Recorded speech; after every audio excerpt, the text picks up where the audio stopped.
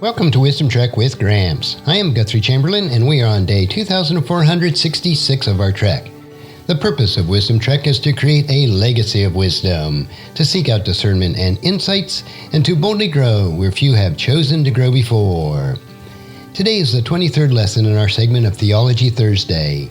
Utilizing excerpts from the book titled I Dare You Not to Bore Me with the Bible, written by Hebrew scholar and professor, the late Dr. Michael S Heiser, we will invest a couple years going through the entire Bible, exploring short biblical lessons that you may have not received in Bible classes or church.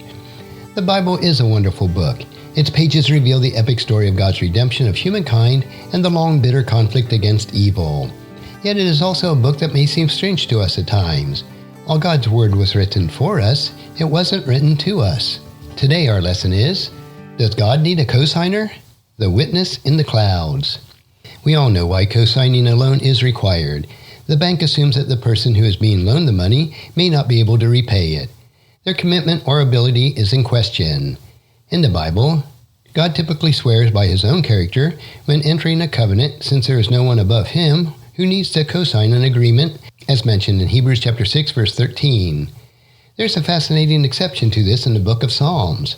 Psalm chapter 89, verses 35 through 37, repeats the covenant between God and David from 2 Samuel chapter 7, with an addendum on the front end that is not found in 2 Samuel chapter 7.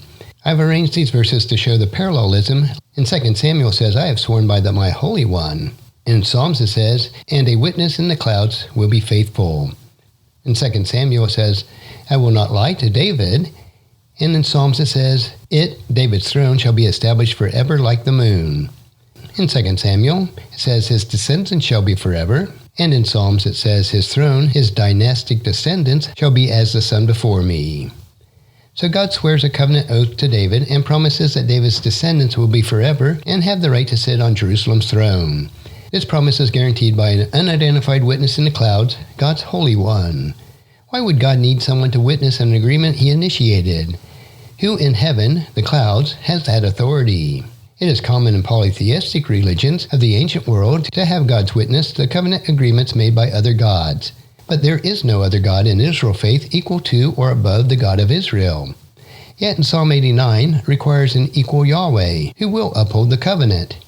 Who is this witness in the heavens who will be faithful to the covenant of David's eternal dynasty? Who will make sure that God's promises come to pass and never fail? Well, the New Testament answers these questions in Revelation chapter 1, verses 4 and 5.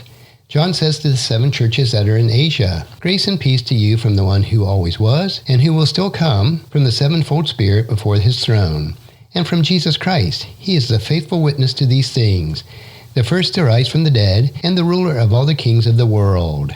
Jesus, as the Son of David, has fulfilled the Davidic covenant of Psalm 89. Since the New Testament presents Jesus as the true deity incarnate, that is, true God in flesh, and equal in nature to God of the Old Testament, Jesus fulfills the role of a witness guarantor eternally. Now, the lessons that make up Theology Thursday on the Wisdom Trek podcast for the next couple of years will satisfy this statement, I dare you not to bore me with the Bible. And I trust that you'll enjoy them, and of course, not be bored. And if you found this podcast insightful, please subscribe and leave us a review. Then encourage your friends and family to join us and come along with us tomorrow for another day of Wisdom Trek, creating a legacy. Thank you so much for allowing me to be your guide, your mentor, and most importantly, I am your friend as I serve you through the Wisdom Trek podcast and journal.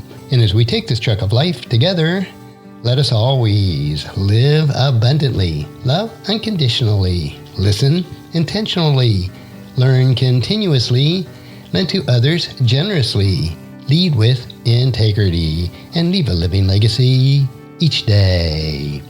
I am Guthrie Chamberlain, reminding you to keep moving forward, enjoy your journey, and create a great day every day. See you next time for more daily wisdom.